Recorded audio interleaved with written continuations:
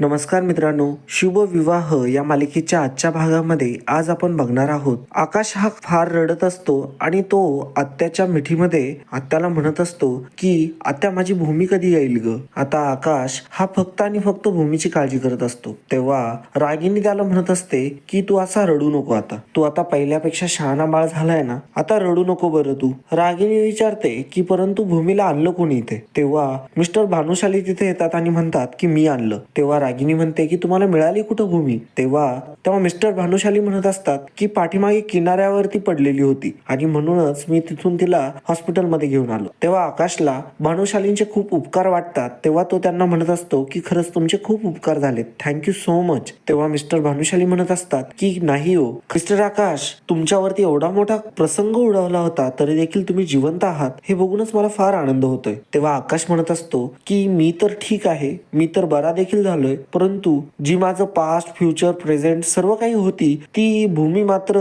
तेव्हा भानुशाली म्हणत असतात की धीर राखा, तुम्ही काळजी करू नका, मिसेस भूमी नक्कीच नीट होतील लवकर. आकाश मात्र फारच काळजी करत असतो. तेवढ्यातच डॉक्टर तिथे येतात. डॉक्टर सांगतात की भूमीची तब्येत आता स्टेबल आहे. तेव्हा आकाश विचारतो की ती शुद्धीवरती आली का. तेव्हा डॉक्टर सांगतात की नाही, त्या अजून शुद्धीवरती आल्या नाहीयेत. त्यांना जोपर्यंत ऑक्सिजनचा सपोर्ट आहे तोपर्यंत तरी घाबरायचं काही कारण नाहीये, परंतु त्यांची अवस्था अजूनही क्रिटिकल आहे थोडीशी. आपल्याला त्यांना अंडर ऑब्झर्वेशन ठेवावं लागेल काही दिवसांसाठी. आकाश हा डॉक्टरांना विनंती करत असतो की डॉक्टर तुम्ही लवकरात लवकर माझ्या भूमीला बरं करा. आता डॉक्टर तिथून निघून गेलेले असतात. आता भूमीपाशी थांबण्याची गरज असते कोणाला तरी. तेव्हा आकाश म्हणतो की मी थांबतो इथे. तेव्हा रागिनी लगेचच म्हणत असते की नाही नाही आकाश, तू घरी जा बरं, तू आत्ता बरा झालाय आणि तुझी तब्येत अजूनही ठीक नाहीये. तू एक काम कर, तू घरी जा, मी सर्व काही अपडेट्स तुला देईल ना, मग तर झालं. आकाश मात्र काही करून ऐकायला तयार नसतो. आकाश म्हणत असतो की नाही नाही, माझा जीवच लागणार नाही घरी, मी इथंच थांबणार आहे. मात्र आकाश आता काहीही ऐकत नसतो रागिनीचं.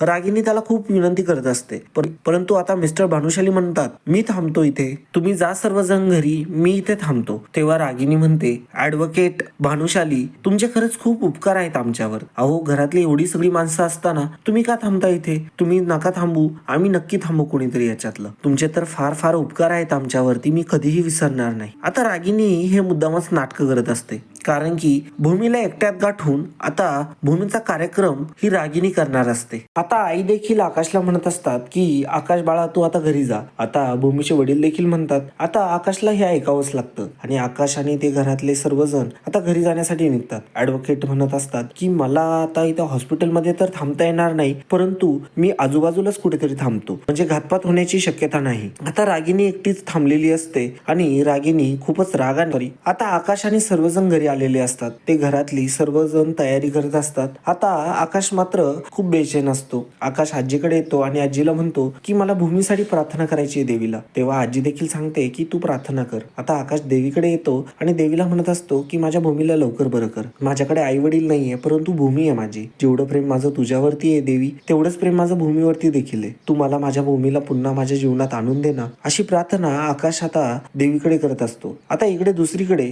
रागिनीने एका वॉर्ड बॉयला मॅनेज केलेलं असतं. खरं तर त्याला पैसे दिलेले असतात आणि तो आता वॉर्ड बॉय तिथून निघून जातो. रागिनी आता आतमध्ये आलेली असते. भूमीला ऑक्सिजनची फार गरज असते, त्यासाठी तिला आता ऑक्सिजन जोडलेला असतो. भूमीच्या ऑक्सिजनच्या मशीनकडे आता रागिनी बघत असते. रागिनी भूमीला म्हणते किती चिवट आहेस ग तू, परंतु तुला खरं सांगू का, मी पण तुझ्यापेक्षा डबल चिवट आहे. आता त्या वॉर्ड बॉयने लाईट पण बंद केलेली असते. आता रागिनी म्हणत असते की मी तुला हात पण लावणार नाही आणि तू अशी वरती निघून जाशील. 1 2 3 असं आता रागिनी मोजायला लागते आणि तिचं ती बडबड करायला लागते. आता त्या वॉर्ड बॉयने पुन्हा पॉवर ऑन केलेला असतो आणि आता लाईट पुन्हा आलेली असते. आता रागिनी म्हणत असते की खरंच कोणतरी म्हटलं होतं की ऑक्सिजनचं मशीन एकदा बंद झालं की पुन्हा त्याला चालू करावं लागतं पॉवर आल्यानंतर, आणि आता ते चालू करायला इथं कोणीच नाहीये. बघ भूमी आता तुझं काय होतं ते. तेवढ्यातच तिथे एक नर्स येते. ती सांगत असते, परंतु रागिनी तिला बाहेर पाठवते. आता रागिनी मात्र खूप मोठमोठ्याने हसत असते. आता भूमी इकडे मोठमोठ्या मोठमोठ्याने श्वास घ्यायला लागते. तिला श्वास घ्यायला तकलीफ होत असते. रागिनी मात्र त्यावरती हसत असते. आकाश इकडे देवीसमोर हात जोडून उभा असतो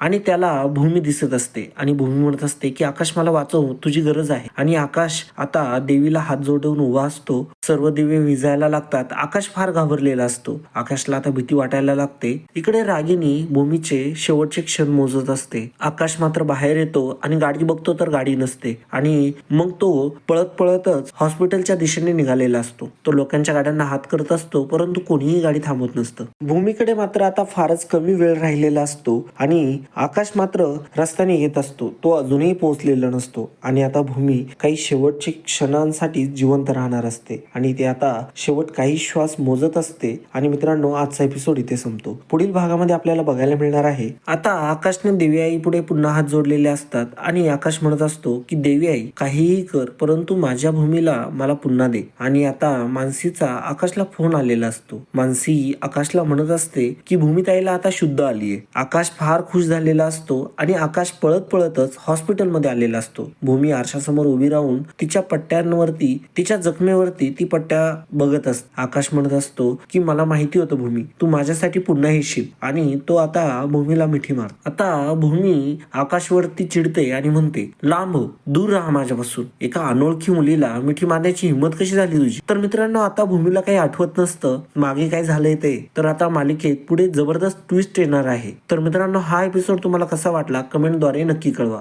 आणि मित्रांनो, हा व्हिडिओ जर तुम्हाला आवडला असेल तर चॅनलला सबस्क्राईब करायला मात्र अजिबात विसरू नका. धन्यवाद.